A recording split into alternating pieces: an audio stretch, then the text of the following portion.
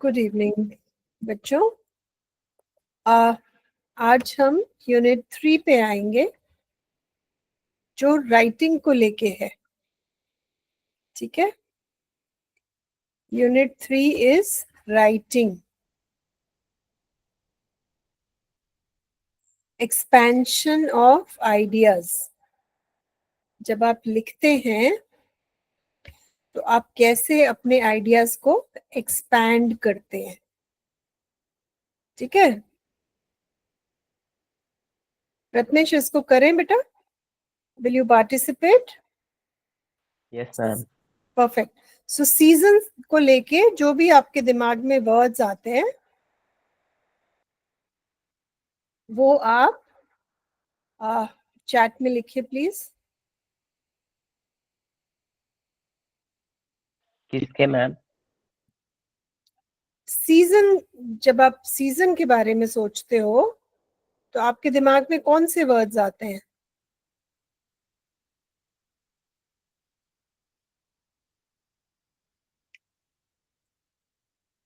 Season, मौसम।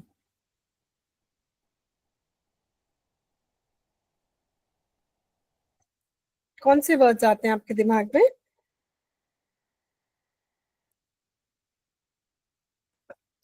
जब हम सीजन के बारे में सोचते हैं तो हमारे दिमाग में चारों सीजन्स आते हैं।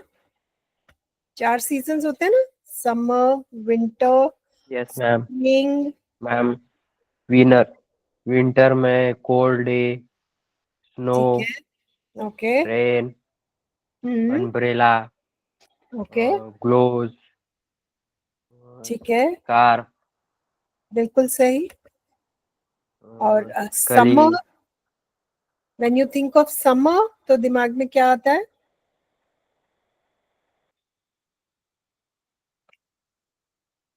Summer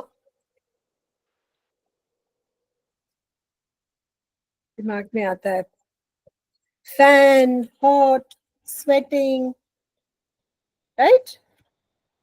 yes ma'am. And cold water, cold drink, chilled.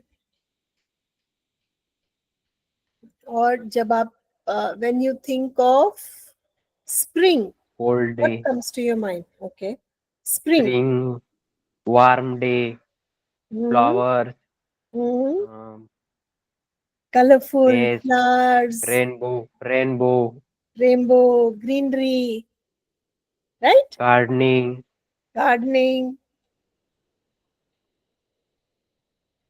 Baby animals. Okay, so basically, spring is Bahar, when there is greenery all around, there are flowers, there are fresh leaves, there are birds on the trees and plants, there's chirping, there are butterflies, and there is life. The whole place comes to life, है ना? तो अब हम इसको थोड़ा सा practice करते हैं राइटिंग में। ठीक है, हाउ टू राइट। जैसे a bad workman blames his tools, इसका क्या मतलब है?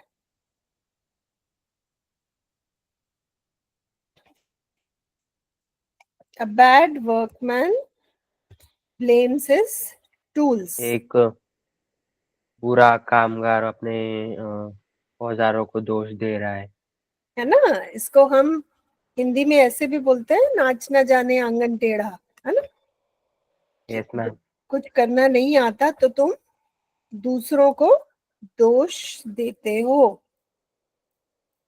A bad workman blames his tools, तो वो अपनी गलती मानने के बजाय वो अपने टूल्स की गलती बताता है। तो जब हम एक पैराग्राफ लिखते हैं, किसी भी पैराग्राफ में क्या होता है? एक फर्स्ट सेंटेंस होता है। एक मैं एग्जांपल लेती हूँ आपके सामने। जैसे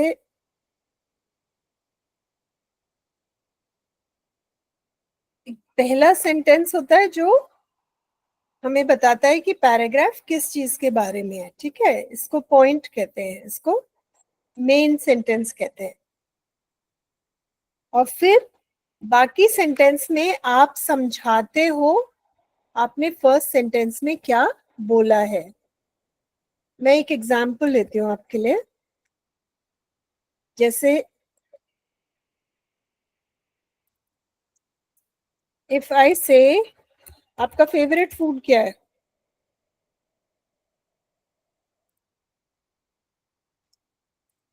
माई फेवरेट फूड इज, क्या है प्रत्नेश आपका फेवरेट फूड, क्या पसंद है?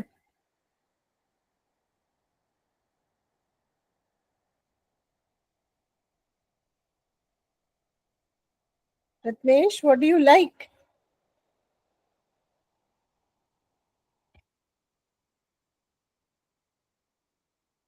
क्या ओके। मैम? हाँ, क्या मैम? क्या है आपका फेवरेट फूड? मेरा favourite food is halwa. Halwa. Okay, तो फर्स्ट लाइन हो गई, माय फेवरेट फूड इज हलवा। इसको कहते हैं पॉइंट, जो मेन पॉइंट है जिसको आप आगे समझाएंगे, ठीक है। अब आप इस पॉइंट को एक्सप्लेन करेंगे, ठीक।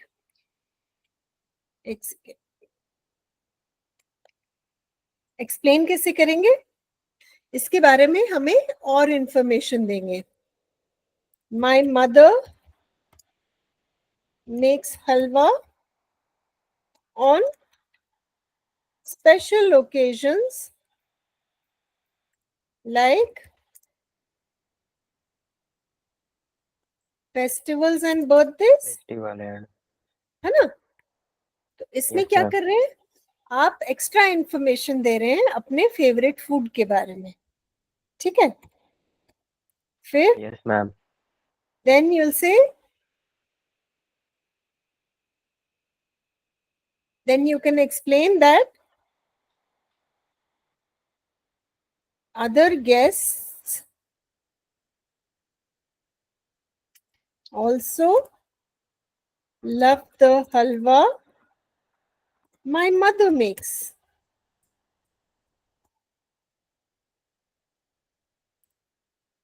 ये आप आगे एग्जाम्पल दे रहे हो कि सिर्फ मुझे नहीं, जो भी उनके हाथ का हलवा खाता है उनको बहुत पसंद आता है, right.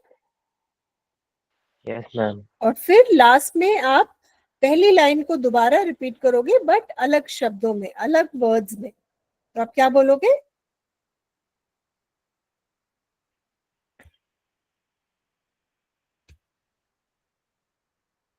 Because my mother is such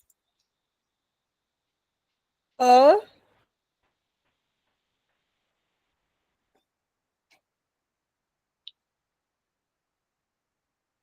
great cook, especially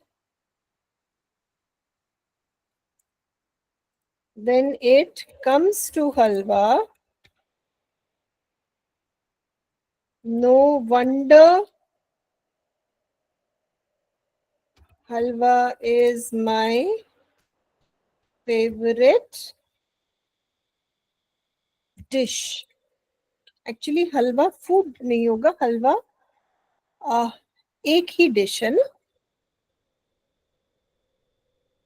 my favourite,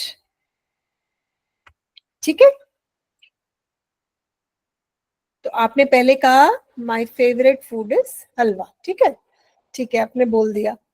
but फिर आप आगे एक्सप्लेन करते हो क्यों आपको हलवा इतना पसंद है, why is halwa your favourite. तो आप हमें डिटेल्स देते हो कि आपके घर में हलवा बनता रहता है और मम्मी बहुत अच्छा बनाती है, कोई और भी खाता है तो उनको उनके हाथ का हलवा बहुत पसंद है, ठीक है। आपने एक्सप्लेन कर दिया और फिर आपने दोबारा रिपीट किया कि क्योंकि मेरी माँ इतना अच्छा हलवा बनाती है, मुझे हलवा बहुत पसंद है और मेरा फेवरेट डिश है। ऐसे भी लोग हो सकते हैं जिनके घर में हलवा ज्यादा अच्छा नहीं बनता हो, उनकी हलवा ना हो फेवरेट डिश। आप समझ रहे हो? तो yes. This is how you right a paragraph. ठीक है, ये जो पैराग्राफ राइटिंग है उसका ये डिजाइन होता है। आप ऐसे शुरू करते हैं, फिर आप उसको एक्सप्लेन करते हैं और फिर आप उसको लिंक बैक करते हैं या पैराग्राफ को क्लोज करते हैं। ठीक है, यस मैम। तो ये जो मॉडल है राइटिंग का, ये हम फॉलो करेंगे जब हम लिखेंगे। हमारी फर्स्ट लाइन होगी जिसमें हम अपनी मेन मुद्दे की बात बोलेंगे।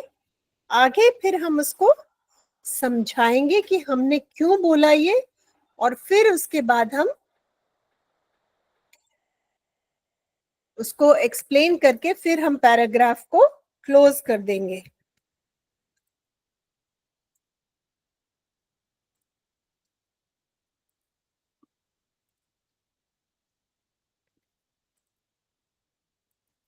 एक मिनट, ठीक है, आपको समझ में आया? तो जो हमारा ये चैप्टर है इसमें यस हम मैम। बेसिकली यही सीखेंगे कि पैराग्राफ कैसे लिखते हैं। जो पहला सेंटेंस है उसको कहते हैं टॉपिक सेंटेंस। टॉपिक सेंटेंस क्या करता है?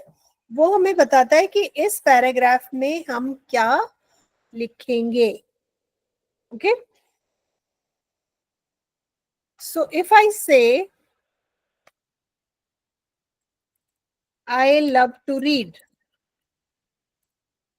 तो आपको क्या लगता है इसके बाद मैं क्या लिखने वाली हूँ? मुझे क्या लिखना चाहिए?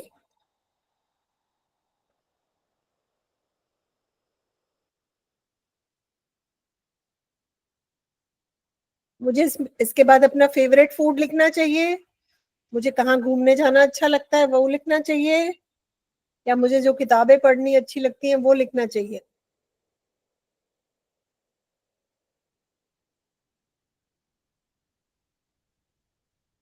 प्रथमेश, मुझे क्या लिखना चाहिए अब इसमें आगे बेटा? आपको क्या पसंद है? खाने में, घूमने में, या पढ़ने में? पढ़ने में। पढ़ने में, वेरी गुड। तो जब आप टॉपिक सेंटेंस लिखते हैं, या जिसको हम कहते, जो पहली जो पहली लाइन है उसको टॉपिक सेंटेंस कहते हैं। तो टॉपिक सेंटेंस में आप ये बताते हैं कि वो कौन सा, what are you going to say in your paragraph. एक लाइन में आप ये बताते हैं कि आप उस पैराग्राफ में किस चीज के बारे में लिखने वाले हैं। Topic sentences can never be removed from a paragraph. Topic sentence एक पैराग्राफ की शुरुआत होता है। बिना टॉपिक सेंटेंस के पैराग्राफ बनता ही नहीं है, क्योंकि सबसे पहला जो सेंटेंस होता है उसको टॉपिक सेंटेंस कहते हैं। ठीक है, तो पैराग्राफ में क्या होता है? हाँ। एक टॉपिक सेंटेंस होता है जिससे आप शुरुआत करते हैं, फिर उस टॉपिक सेंटेंस को आप आगे समझाते हैं, उससे कनेक्टेड सेंटेंसेस लिखते हैं, और फिर आप उस पैराग्राफ को क्लोज करते हैं। उसको कहते हैं पैराग्राफ। ठीक है, दोबारा ये एक एग्जाम्पल देते हैं। तो मैंने अगर कहा आई लव टू रीड, तो बताओ उसके बाद मुझे क्या लिखना चाहिए प्रथमेश?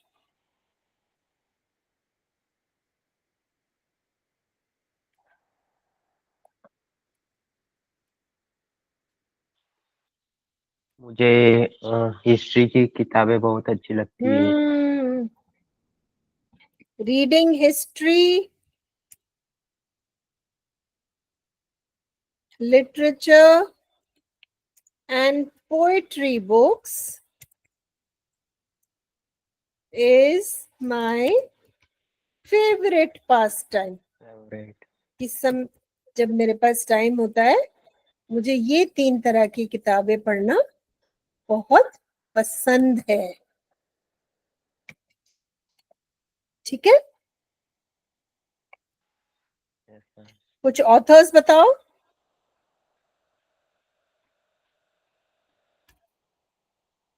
मिलन कुंदेरा,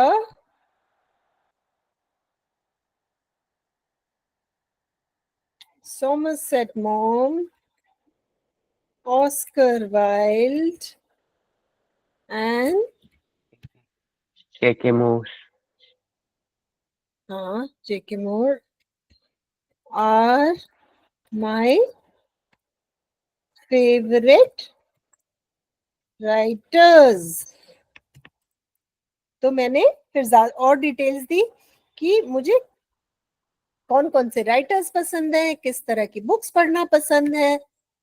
ठीक है, अब फिर लास्ट सेंटेंस में आप क्या बोलोगे? आप ये बोलोगे why do you love reading?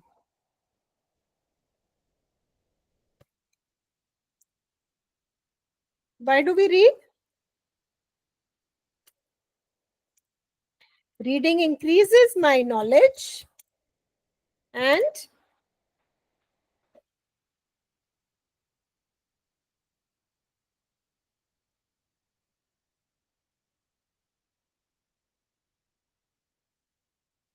increases my knowledge and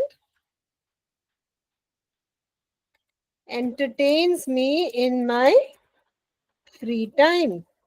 इसीलिए पढ़ती हूँ ना मैं,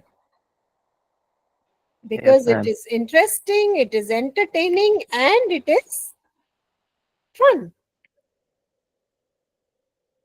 ठीक है, तो जब हम पैराग्राफ बनाएंगे हम इस तरह से हमारा पैराग्राफ डिजाइन होगा। और आपका ये जो पूरा चैप्टर है वो इसी बारे में है कि आपका पैराग्राफ कैसे डिजाइन होगा। ठीक है, ये समझ में आ गया आपको पैराग्राफ कैसे होता है? Yes ma'am. है ना? आप लिखोगे मेरे साथ एक पैराग्राफ? लिखना चाहोगे? Yes ma'am. चलो एक पैराग्राफ लिखते हैं।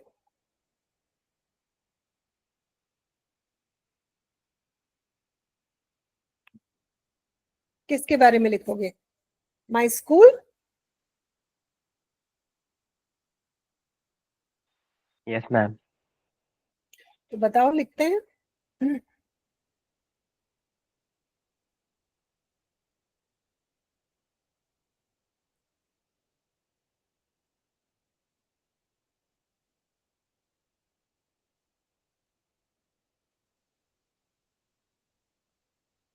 बताओ, फर्स्ट लाइन बताओ। आई स्टडी इन,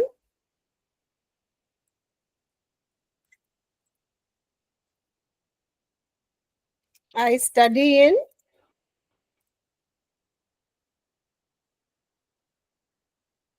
स्कूल का नाम बताओ।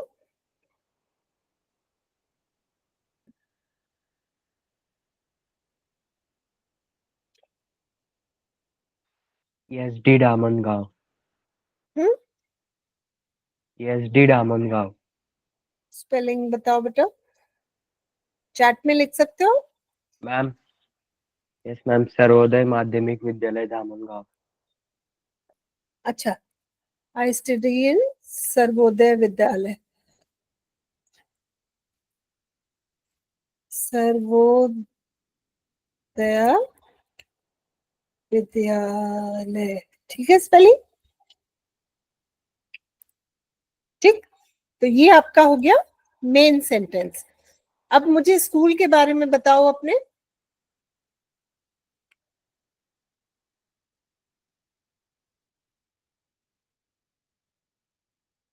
कैसी बिल्डिंग है, कहाँ पे है, कितने रूम्स हैं? My school is near to my house. Okay, It is around 5 away from my house. Near my house.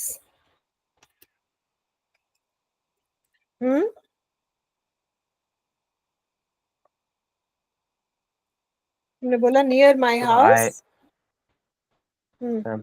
so I go to my school by bicycle. Okay, very good. बहुत अच्छे. Bicycle. My school is one of the well known school.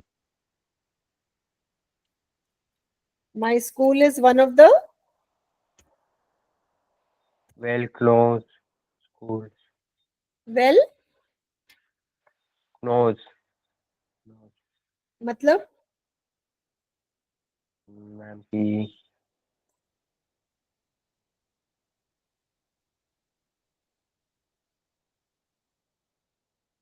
one of the best schools in the locality. आसपास जितने भी schools हैं उनमें से Yes, सबसे ma'am. अच्छा school है. Yes, ma'am. One of the best schools in my locality. ठीक है. एक लाइन टीचर्स के बारे में लिख सकते हैं. The teachers are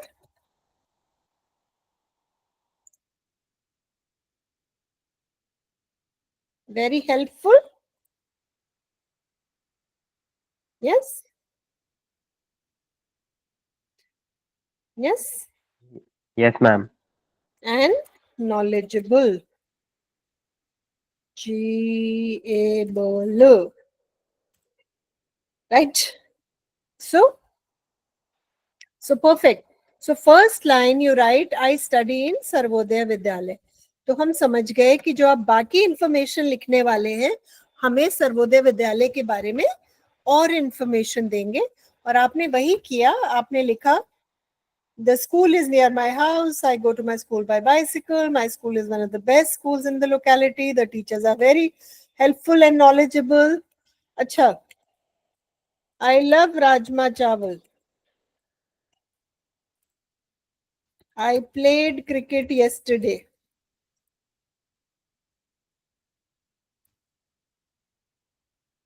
क्या ये इंफॉर्मेशन इस पैराग्राफ में आना चाहिए? Yes, ma'am. दोबारा ध्यान से देखो. I love राजमा चावल.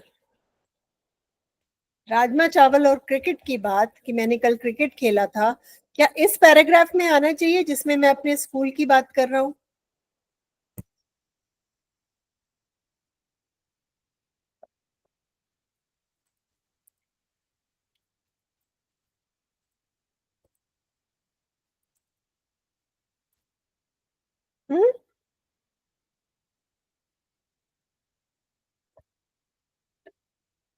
बोलो.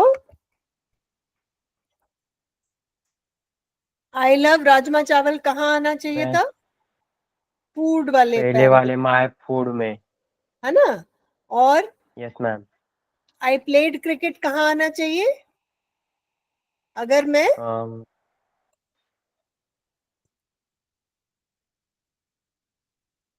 कहाँ आना चाहिए?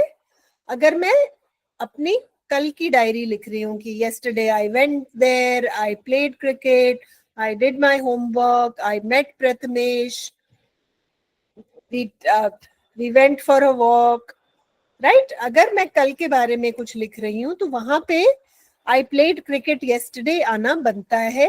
लेकिन अगर मैं स्कूल के बारे में लिख रही हूँ तो ये पैराग्राफ मेरे बारे में नहीं है. आपको समझ में आ रहा है बेटा? Yes ma'am.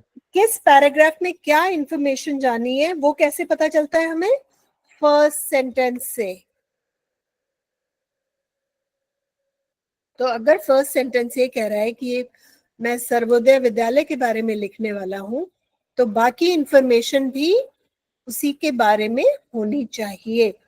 तो उसमें खाने की या खेलने की या मेरे बारे में या किसी और के बारे में लिखना नहीं बनता. स्कूल की बात है तो टीचर्स के बारे में लिख सकते हो, स्कूल के बारे में लिख सकते हो, स्कूल आपके घर के पास है वो लिख सकते हो, अच्छा स्कूल है वो लिख सकते हो. लेकिन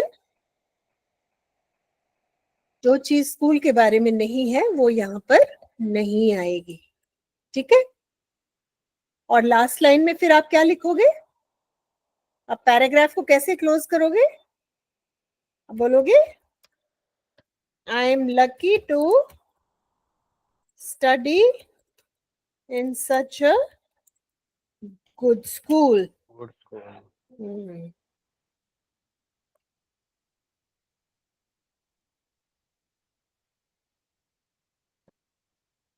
तो ये हमारा लास्ट सेंटेंस हो जाएगा।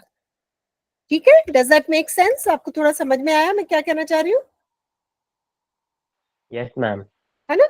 तो ये जो हमारा चैप्टर है बेटा, ये इसी बारे में है कि हम अपने पैराग्राफ्स कैसे डिजाइन करेंगे, हम अपने पैराग्राफ्स कैसे लिखेंगे।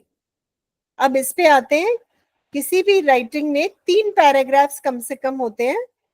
वो पैराग्राफ्स क्या होते हैं? एक तो इंट्रोडक्टरी पैराग्राफ होता है, एक कोर पैराग्राफ होता है और एक कंक्लूडिंग पैराग्राफ होता है। जैसे एक बर्गर होता है ना, ऊपर ब्रेड होती है, वो होती है इंट्रोडक्टरी पैराग्राफ। बीच में जो टिक्की होती है वो होती है उसकी मेन माल है, जो सामान है। तो आपके पैराग्राफ में जो भी मेन इंफॉर्मेशन है वो सेकंड पैराग्राफ में आएगी, और जो नीचे की ब्रेड है वो आपकी बन जाती है कंक्लूजन, एंडिंग, क्लोजिंग पैराग्राफ। ठीक है? तो पहले तो हमें ये समझना होगा कि हर पैराग्राफ का जो डिजाइन है, तीनों पैराग्राफ का इंट्रोडक्शन, 3 पैराग्राफ्स होते हैं। इंट्रोडक्शन, बीच वाले को कंटेंट पैरा या मिडिल भी बोलते हैं क्योंकि वो बीच में पड़ता है, और उसके बाद कंक्लूजन।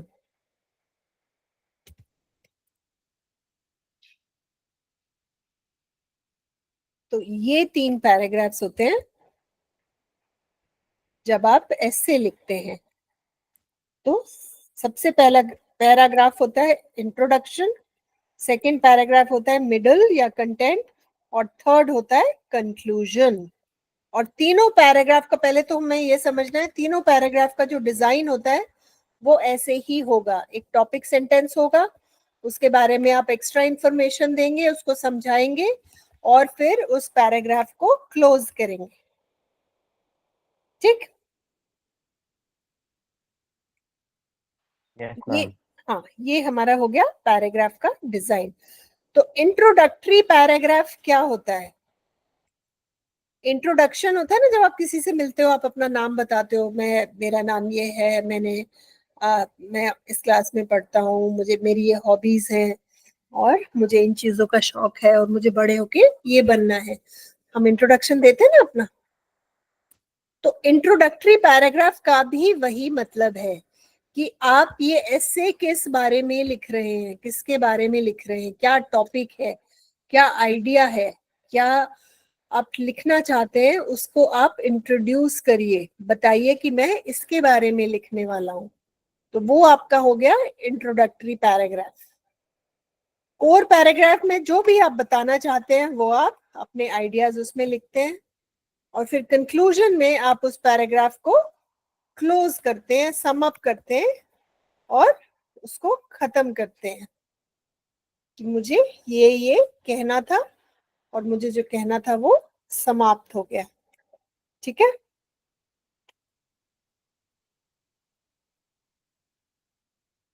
ये मैं आपको एक एग्जाम्पल पैराग्राफ दिखाती हूँ। जैसे आपकी इसी एक्सरसाइज में से है, a bad workman blames his tools. हमने पहले बात की, पहले हम एक पैराग्राफ लिखना सीखेंगे, फिर हम 3 पैराग्राफ ऐसे पे फोकस करेंगे। ठीक है बेटा? तो ये कुछ वर्ड्स हैं यस मैम। जो आप ये सेंटेंस कंप्लीट करने में यूज कर सकते हैं, जैसे good, bad, excuse, try, work, success, fail. Right? तो जैसे फर्स्ट सेंटेंस होगा, इस प्रोवर्ब का मतलब क्या है? सबसे पहले तो आप इस प्रोवर्ब को समझाएंगे, है ना? Yes ma'am. तो आप बताओगे दिस प्रोवर्ब मीन्स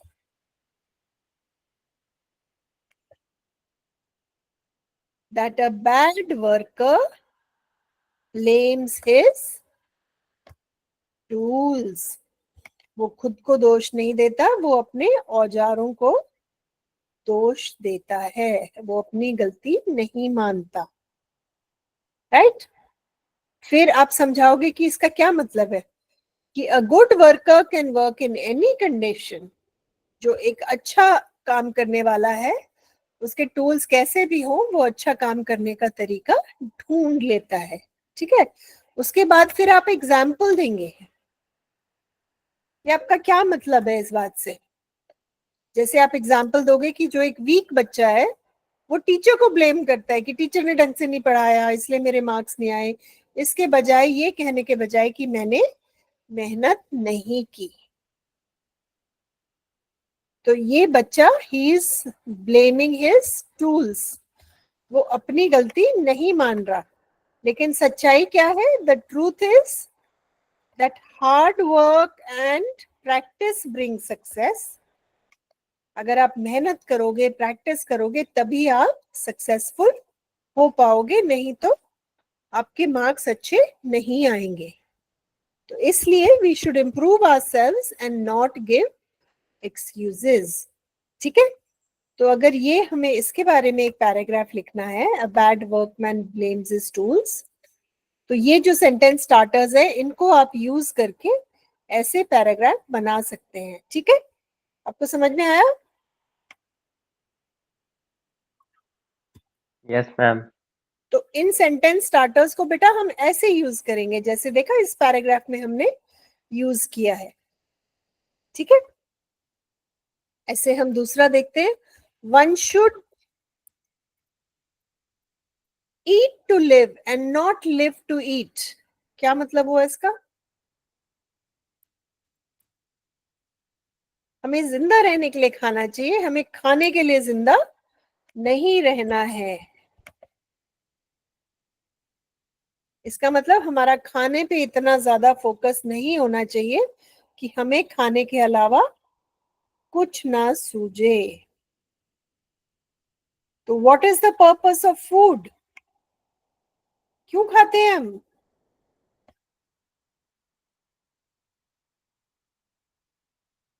हेल्दी रहने के लिए,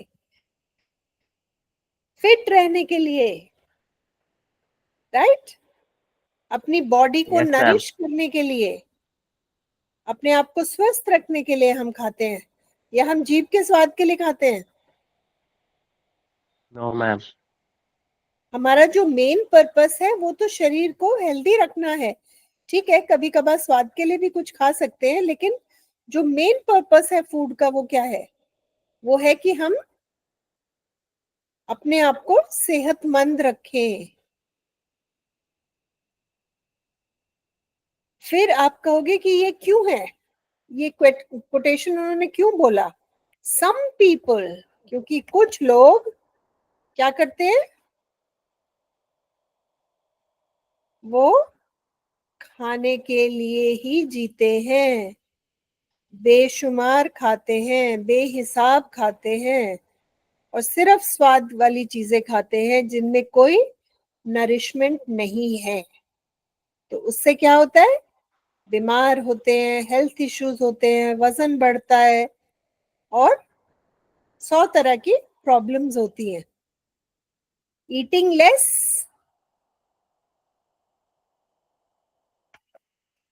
एक कहावत है ना, कम खाने से इतने लोग नहीं मरे जितने ज्यादा खाने से मरते हैं। तो eating healthy less, and body. हाँ, eating less is always a good idea. थोड़ा खाओ लेकिन न्यूट्रिशियस खाओ, हेल्दी खाओ। So we should eat healthy because we eat to live, um जिंदा रहने के लिए खाते हैं। Um um, um body healthy. Yes, we should um on a healthy body. Our aim should be to have a healthy body and be fit, right? तो ऐसे ही हमने ये शब्दों को यूज यस मैम। करके कुछ अपनी एक्स्ट्रा इंफॉर्मेशन डालकर हमने ये सेंटेंस स्टार्टर्स यूज किए। The purpose of food is, पढ़ोगे इसको?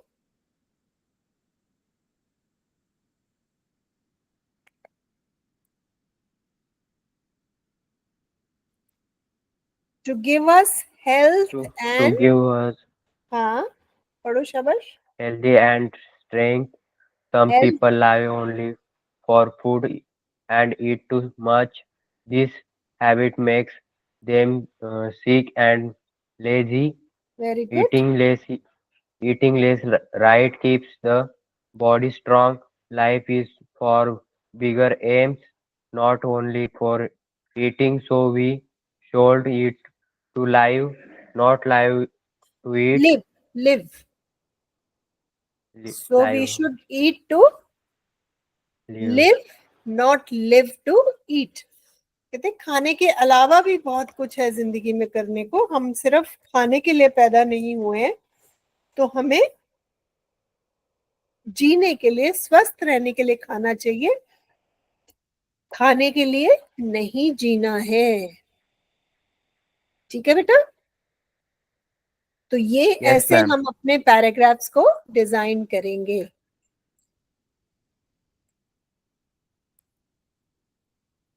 If winter comes can spring be far behind, ये बहुत फेमस लाइन है। इसका मतलब ये है कि जब मुसीबत आती है तो वो ज्यादा दिन नहीं टिकती, बहुत जल्दी वो अपने पीछे पीछे रोशनी भी लाती है, समाधान भी लाती है।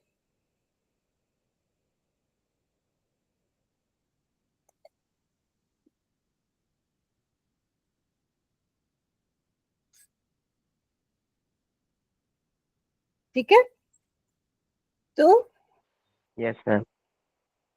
That is what this means कि so this is about hope, कि मुश्किल समय में हमें हार नहीं मानना है, अकेले महसूस नहीं करना है और दिल छोटा नहीं करना है। जो भी मुसीबत होगी हम उससे निकल आएंगे। राइट? ओके,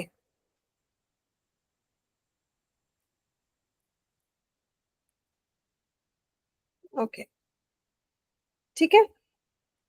अब इसके सेंटेंसेस बनाने की कोशिश करें। दिस लाइन मीन्स दैट,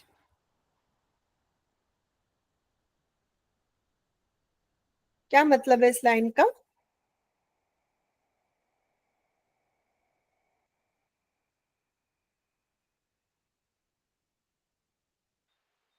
इस लाइन का मतलब out to the west wind and इसका मतलब we should always be hopeful in tough times.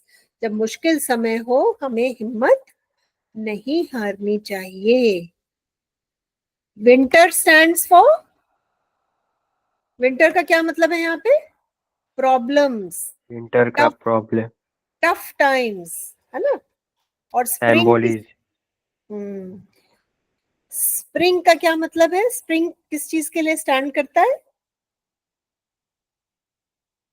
बाहर, खुशी, spring है ना? प्रॉब्लम converse सॉल्व होना, समस्या, conversely वेरी गुड, समस्या खत्म होना, right? Brightness, represent happiness, when problems get represents solved, very good. तो कहते हैं if winter comes can spring be far behind, तो अगर मुश्किल समय है तो अच्छा समय भी बहुत जल्दी आने वाला है। हमें हिम्मत नहीं हारनी चाहिए। We should not give up, we should not feel dejected, sad. We should know that problems will get solved in the future. इसको आप अपने वर्ड्स में अपने तरीके से लिख सकते हैं। आपने बहुत अच्छे से एग्जाम्पल्स दिए, ऐसे ही करना है। ठीक है बेटा?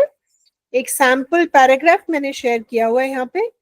This line means we should always have hope, और we should always be hopeful. Winter stands for problems and pain.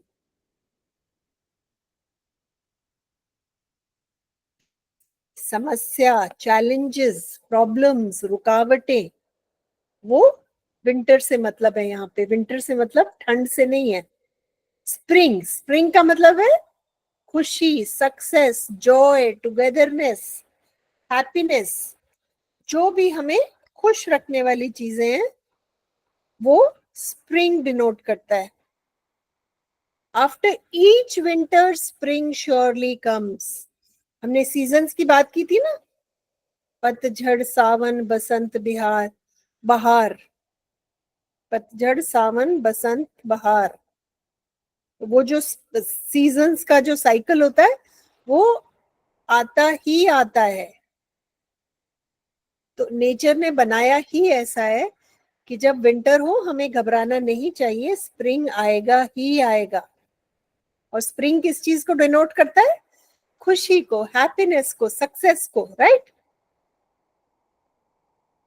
In life Yes, ma'am. After every sad time a happy time comes. उस समय लगता है कि इतना बड़ा पहाड़ टूट गया हमारे ऊपर, ये कैसे समस्या खत्म होगी. लेकिन थोड़े दिनों बाद वो समस्या खत्म होती है, चीजें ठीक होती है, और फिर हमें एहसास होता है कि हाँ, एक कहावत भी है ना, भगवान के घर देर है अंधेर नहीं. तो वो भी यही चीज कहता है दूसरे शब्दों में. ठीक है, तो we should not lose hope in hard times. मुश्किल समय में हमें हिम्मत नहीं हारनी चाहिए. ठीक है, तो आपने देखा हमने कैसे ये सेंटेंस स्टार्टर्स को इस्तेमाल करके अपना पैराग्राफ बनाया. Yes, ma'am. ठीक है बेटा, मैं ये रिसोर्स आपके साथ शेयर करूंगी, इसके साथ कोशिश करना आप अपना पैराग्राफ बनाने का. इसमें ऐसे ही मैंने आपके साथ सेंटेंस स्टार्टर्स होंगे जो मैं आपको दूंगी, और उससे आप अपना पैराग्राफ बनाने की कोशिश करना, ये वर्ड बैंक को यूज करके और ये सेंटेंस स्टार्टर्स को यूज करके. फिर आप इस एग्जाम्पल को देख सकते हैं, लेकिन आपका पैराग्राफ अलग भी हो सकता है. ऐसा नहीं है कि यही एक तरीका है. ठीक है, इस सेंटेंस स्टार्टर्स को अगर 50 लोग इस्तेमाल करते हैं तो वो 50 तरह के पैराग्राफ निकलेगा. ठीक है बेटा, तो इसमें कुछ सही गलत नहीं है, आपका पैराग्राफ इससे अलग होगा ही होगा. ओके, लेकिन देखने के लिए, Yes, ma'am. एग्जाम्पल के लिए मैं एक एग्जाम्पल आपके साथ शेयर कर दूंगी बेटा. ये नीचे एग्जाम्पल होगा, बट कोशिश करना जब आप अपना पैराग्राफ बना रहे हो तो आप सिर्फ इसको देखकर अपना पैराग्राफ लिखने की कोशिश करो, और फिर आप बाद में एग्जाम्पल पैराग्राफ देख सकते हैं. ठीक है, तो आपकी बुक में जो क्वेश्चंस हैं,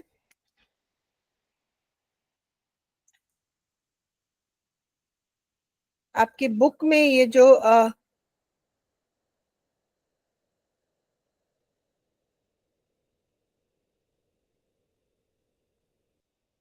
ये जो expand the ideas for the following proverbs, इसके मैंने आपको एग्जाम्पल शेयर कर दूंगी. जो हम अभी कर रहे थे वो यहीं से था. तो ये फर्स्ट लाइन है, ये आइडिया है, और इसके ऊपर हमने पैराग्राफ्स लिखे हैं. ठीक है, तो यही आपका होमवर्क होगा 1.1. आप इस पे अपने पैराग्राफ्स लिख सकते हैं. जो रिसोर्स हमने अभी क्लास के लिए प्रैक्टिस किया वो मैं आपको भेज दूंगी, आप उसको देखकर अपने पैराग्राफ्स बनाना, लिखना प्रैक्टिस कर सकते हैं. इसके अलावा भी आप अपने पैराग्राफ्स लिखना कोशिश जरूर करें. जैसे हमने क्लास में 2 सैंपल्स किए थे, जैसे हमने ये 2 पैराग्राफ्स खुद बैठ के बनाए थे आज सुबह. पहले अभी शाम को क्लास में शुरू में, जैसे आई लव टू रीड का हमने रीडिंग पे एक पैराग्राफ बनाया. I study in Sarvodaya Vidyalaya, उसका हमने एक पैराग्राफ बनाया. ऐसे आप प्रैक्टिस करके पैराग्राफ राइटिंग जरूर प्रैक्टिस करिएगा बेटा. और ये एग्जाम्पल मैंने यहाँ पर इसलिए डाला है जो हमने क्रॉस किया है, ताकि आपको पता हो कि जो टॉपिक सेंटेंस का मेन आइडिया नहीं है वो आपके पैराग्राफ में नहीं जाएगा. ठीक है बेटा, तो इस पैराग्राफ में जैसे आप देखोगे सारे सेंटेंसेस एक ही आइडिया के बारे में, स्कूल के बारे में. इसमें सारे आइडियाज किसके बारे में? एक वर्कर, एक अच्छा वर्कर और बैड वर्कर के बारे में डिस्कशन है. इसमें किसी खाने की, क्रिकेट की, स्कूल की कोई बात नहीं है। तो जो भी आपका टॉपिक है, आपके बाकी सेंटेंसेस उससे ही रिलेटेड होंगे। ठीक, तो ये पैराग्राफ राइटिंग का बेसिक रूल है कि आपका जो फर्स्ट लाइन है वो आपका टॉपिक सेंटेंस होता है, मेन आइडिया होता है। बाकी लाइंस में फिर आप उस मेन आइडिया को एक्सपैंड करते हैं और डिटेल में बताते हैं, उसको समझाते हैं, उसके एग्जाम्पल्स देते हैं, ताकि सुनने वाले को समझ में आए जो आप बताना चाहते हैं वो सब इंफॉर्मेशन उसको मिले। और फिर आप उस पैराग्राफ को लास्ट लाइन में क्लोज करते हैं। अगर मैं यहीं रुक जाती, teachers are very helpful and knowledgeable, तो क्या होता, वो पैराग्राफ अधूरा लग रहा था। ठीक, तो हमने लास्ट लाइन डालनी जरूरी है। लास्ट लाइन को कहते हैं क्लोजिंग सेंटेंस या लिंक बैक। लिंक बैक मतलब ये लास्ट सेंटेंस शुरू की लाइन से लिंक होता है। क्लोजिंग सेंटेंस भी कह सकते हो क्योंकि ये पैराग्राफ को क्लोज करता है। याद रखो, मैंने जो बर्गर का तुम्हें एग्जांपल दिया, ऊपर वाली ब्रेड आपका टॉपिक सेंटेंस है पैराग्राफ में, फिर बीच में डिटेल्स हैं जो आप लिख रहे हैं, समझा रहे हैं, एग्जांपल दे रहे हैं, एक्सप्लेनेशन दे रहे हैं, और नीचे वाला जो सेंटेंस है वो, नीचे वाली ब्रेड है वो क्लोजिंग सेंटेंस है। ऐसे ही ब्रेड हमारा 3 पैराग्राफ ऐसे में होगा, वो हम बाद में करेंगे। पहले हम 1 paragraph we are going to master. Paragraph writing कैसे अच्छे से करते हैं पहले हम वो सीखेंगे, फिर नेक्स्ट क्लास में हम 3 पैराग्राफ राइटिंग करेंगे। ठीक है बेटा। सत्यजीत और प्रथमेश मुझे अपना होमवर्क भेजेगा बेटा ग्रुप पे, मैं देखना चाहूंगी आपने कैसे पैराग्राफ किए, उसके बाद फिर मैं नेक्स्ट क्लास प्लान करूंगी। ठीक बेटे, ऑलराइट। क्लास के बाद I will share this resource with you, we'll use it for our class। Practice के लिए हम इसको यूज करेंगे और फिर नेक्स्ट क्लास में हम 3 पैराग्राफ ऐसे राइटिंग प्रैक्टिस करेंगे।